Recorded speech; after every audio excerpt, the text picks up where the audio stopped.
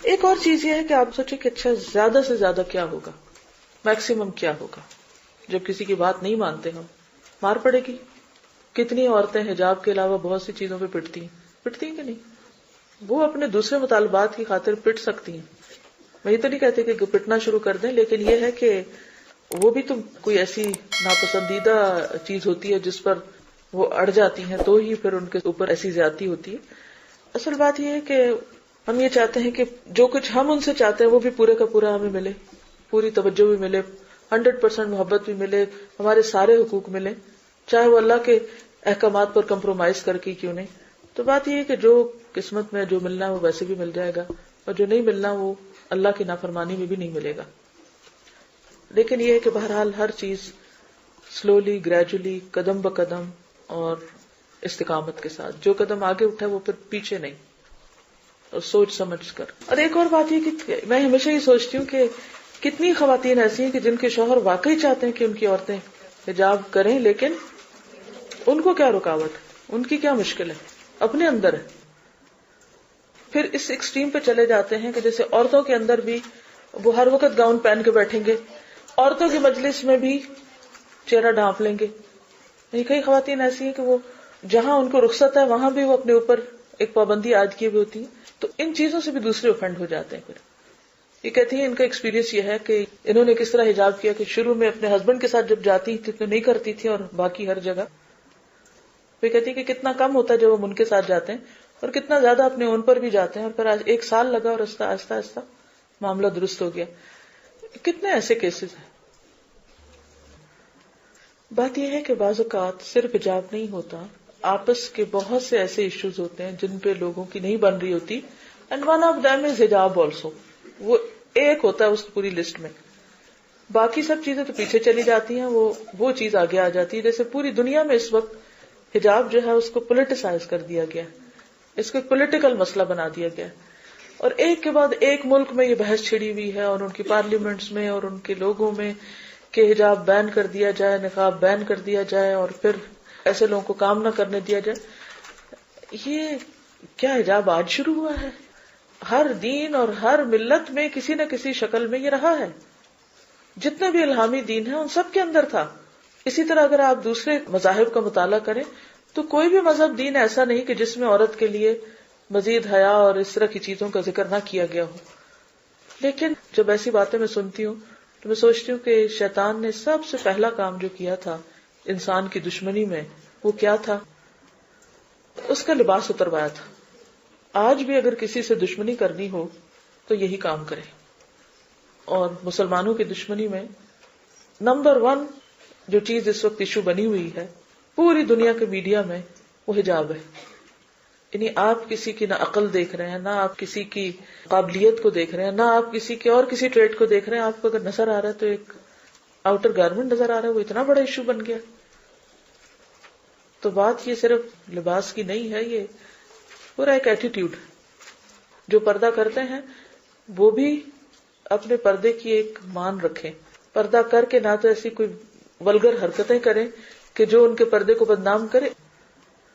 میں سمجھتی ہوں کہ یہ جو ایک پردہ نا، یہ صرف یہ نہیں کہ ایک لباس ہے، یہ آپ کے پورے رویے کو ڈٹرمن کرتا ہے.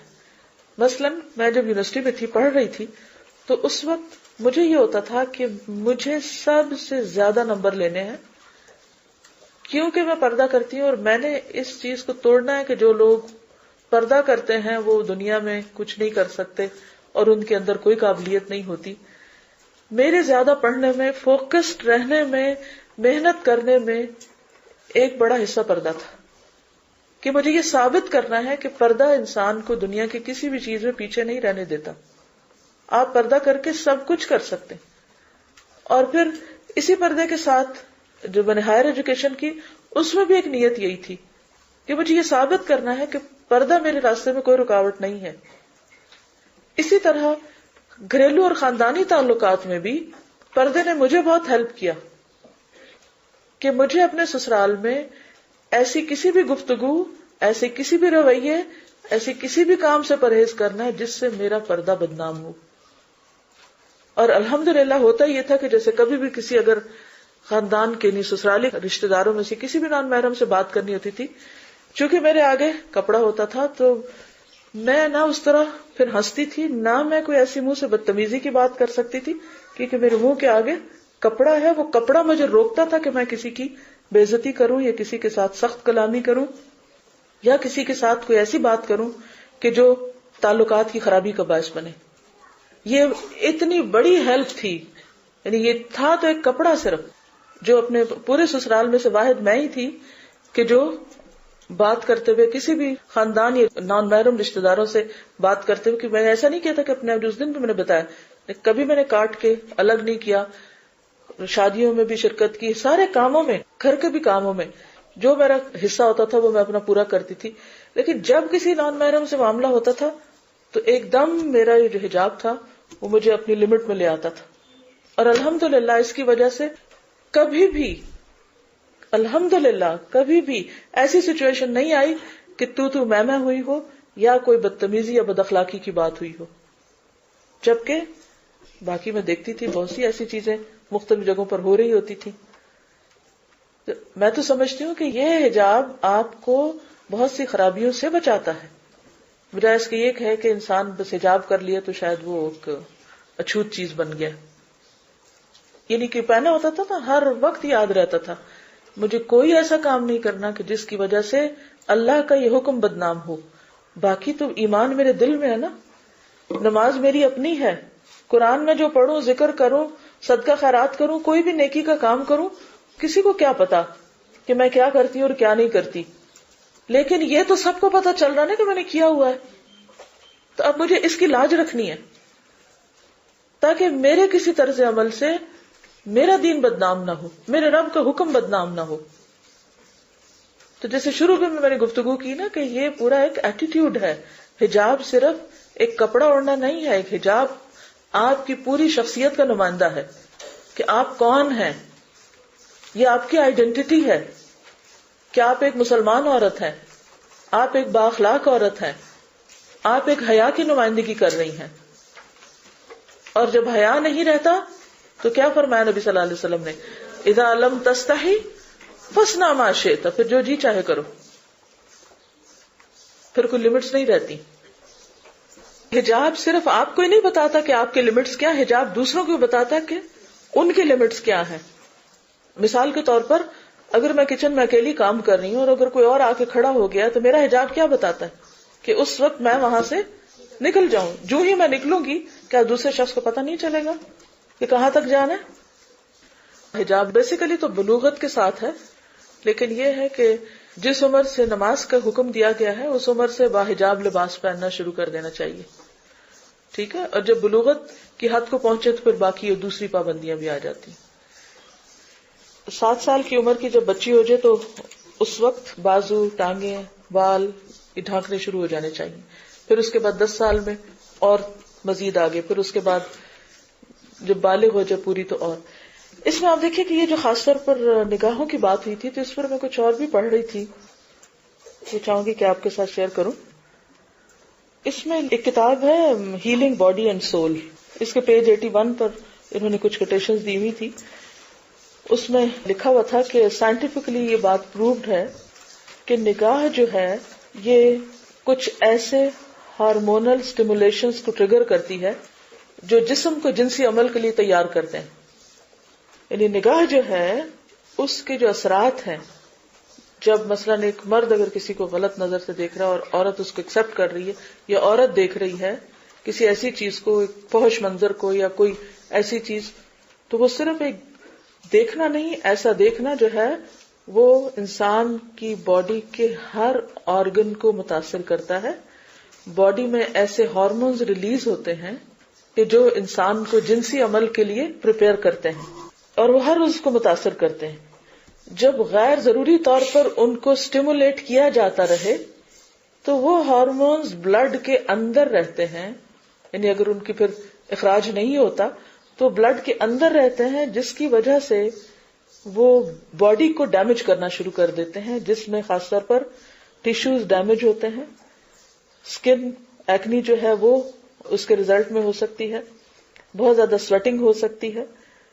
پھر میگرین ہیڈ ایکس جو ہیں وہ بھی ون آف دا ریزنس. یعنی میں نہیں کہتی کہ کسی کو میگرین ہو تو اس کی یہی وجہ ہوگی، لیکن میگرین کی ایک ریزن یہ بھی ہوتی ہے کہ بلڈ کے اندر وہ ہارمونز باقی رہتے ہیں.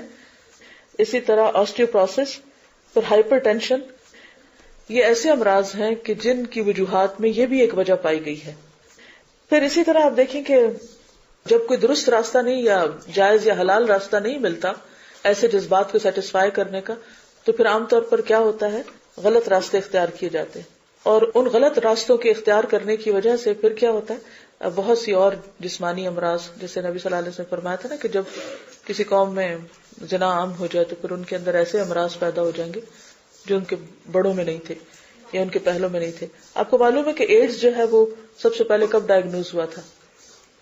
فرسٹ ٹائم 1980 میں. پھر اسی طرح اور بہت سی امراض پھیلتی ہیں جن کو جنسی امراض کہا جاتا ہے. وہ خیر کئی ایک ڈیٹیلز تھی اس میں، اور اس موضوع پر آپ اور بھی بہت کچھ پڑھ سکتے ہیں. اب دیکھیے کہ یہ جو نظر لگنے کا کانسیپٹ ہے، اس پر کبھی آپ نے غور کیا کہ نظر لگ جاتی ہے؟ کبھی کسی کو نظر نہیں لگی؟ آپ سورۃ یوسف نہیں پڑھ چکے؟ اس سے میں نے ڈیٹیل میں بتایا ہوا نظر لگنے کے بارے میں. جنوں کی نظر بھی لگتی ہے اور انسانوں کی نظر بھی لگتی ہے. نظر ایک بہت پاورفل ٹول ہے کہ جو دوسرے کو اندر تک ہلا دیتا ہے. آپ کسی کو خوفناک نظر سے دیکھیں، آپ کسی کو پیار کی نظر سے دیکھیں، آپ کسی کو غلط نظر سے دیکھیں، جیسے بھی دیکھیں گے اس کے مطابق اس کے اثرات ہوں گے. العین حق، نبی صلی اللہ علیہ وسلم فرمایا کہ نظر کا لگنا برحق ہے. جب نظر کسی کو لگتی ہے تو اس کی باڈی میں کیا ہوتا ہے؟ کوئی ڈسٹربنس ہوتی؟ کیا ہوتی؟ جی کئی ایک بیماریاں پیدا ہوتی ہیں اس سے بھی. نبی صلی اللہ علیہ وسلم نے ایک لڑکی کو دیکھا کہ جس کا رنگ بالکل زرد ہو چکا تھا، سیاہی مائل زرد تھا، تو آپ نے فرمایا کہ اس کو نظر کا اثر ہے. میں سوچتی ہوں کہ جب شادی ہوتی ہے تو عام طور پر لوگ دلہن کو انتہائی سجا بنا کے اسٹیج پر جب لا بٹھاتے ہیں، پھر کون کون دیکھتا ہے؟ ہر طرح کے لوگ دیکھتے ہیں. کیا اس وقت نظر لگنے کا امکان نہیں ہوتا؟ ہوتا ہے نا، بالکل ہوتا ہے. رسول صلی اللہ علیہ وسلم کی حدیث درست ہے اور نظر لگتی ہے، اور تجربے اور مشاہدے میں بھی آتا ہے. آپ نے فرمایا کہ نظر ایک انسان کو قبر میں اتار دیتی ہے اور ایک جانور کو ہانڈی میں اتار دیتی ہے، یعنی اونٹ کو. یعنی ہلاکت خیز اثرات بھی ہو سکتے ہیں. بعض تجربات ایسے بھی کیے گئے کہ جس میں نگاہ جو ہے وہ پتھر تک توڑنے کا کام بھی کرتی، یعنی پتھروں تک اس میں کریک آ گئے، یعنی اتنے شدید اس کے اثرات ہوتے ہیں. اب آپ دیکھیے کہ بعض اوقات ہسبینڈ وائف آپس میں بہت خوش ہیں، بہت ان کے آپس کے تعلقات اچھے ہیں، تو آپ کا کیا خیال ہے شیطان بہت خوش ہوگا؟ کچھ اور لوگ بہت خوش ہوں گے؟ نہیں. ایسی صورت میں بھی بعض اوقات ایسے اثرات ہوتے ہیں کہ وداؤٹ اینی ریزن دونوں میں ایسے کانفلکٹس، ایسی چیزیں کہ جو کسی طرح ریزالو ہونے میں آتی ہی نہیں، اور بلا وجہ اللہ واسطے کا بیر ایک دوسرے سے. اس میں ایک اثر یہ بھی ہو سکتا ہے. اس لیے پروٹیکشن کی دعائیں اپنی جگہ، لیکن پھر وہی بات کہ جب اللہ تعالیٰ انسان کو خوشی دیتا ہے تو اسی خوشی کے موقع پر ہم سب سے زیادہ اللہ کو ناراض کرنے والے کام کرتے ہیں. ڈے ون سے، شادی کے دن سے اللہ کی ناراضگی کے جو سلسلے شروع ہوتے ہیں وہ بعض اوقات ختم ہونے کا نام نہیں لیتے. تو پھر ایسی زندگیوں میں کہاں خوشی اور کہاں اطمینان اور کہاں وہ مقصد پورا ہو جو اللہ نے شادی کے اندر رکھا ہے. تو آئیے ہم دیکھتے ہیں کہ اللہ سبحانہ وتعالیٰ کیا فرماتے ہیں کہ ان چیزوں کا علاج کیا، سد باب کیا ہے. کیونکہ ایسی ساری چیزیں انسان کے اندر فزیکل چینجز بھی لاتی ہیں. حیا جو ہے وہ حسن ہے، حیا خوبصورتی بھی ہے، اور بے حیائی جو ہے وہ انسان کے اندر بدصورتی پیدا کرتی.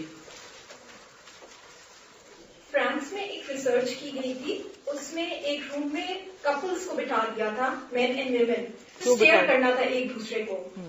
So what happen after 1 hour they analyze their hormones as well، اور ساتھ میں like the man has to stare a woman اور لڑکی نے اسٹیئر کرنا تھا میل کو. تو جب وہ باہر گئے تو 80% of those couples were indulged in physical relationships with each other. اور ایک اور ریسرچ تھی کہ جو نظر کا آپ کہہ رہی تھی کہ نظر ایک ایول افیکٹ بھی کریٹ کرتی ہے اور ساتھ میں ایک گڈ افیکٹ بھی ہو سکتا ہے. لوگوں میں سے کافی لوگوں نے فزکس پڑھی ہے تو ایک ریزوننس افیکٹ پڑھا ہوا ہے ہم نے. تو دس از دا ریزوننس افیکٹ جو کہ ایک نظر سے فریکوینسی میچ کر جاتی ہے. مے بی دیٹس ہارمونس کی، جو کہ فزیکل ہارمونس ہمارے بایولوجیکل ہارمونس ہوتے ہیں، یا مینٹل ڈس آرڈرز پروڈیوس ہونا اسٹارٹ ہو جاتے ہیں. تو یہ دو باتیں کہ نظر کا اس وجہ سے کہتے ہیں کہ کبھی کبھی بری نظر آپ کو خود سے بھی لگ جاتی ہے, because that's the after effect. اور کسی اور کو لگتی ہے تو ہارمون امبیلنس ہو جاتے ہیں یا سائیکولوجیکل ڈس آرڈرز ہونا اسٹارٹ ہو جاتے ہیں.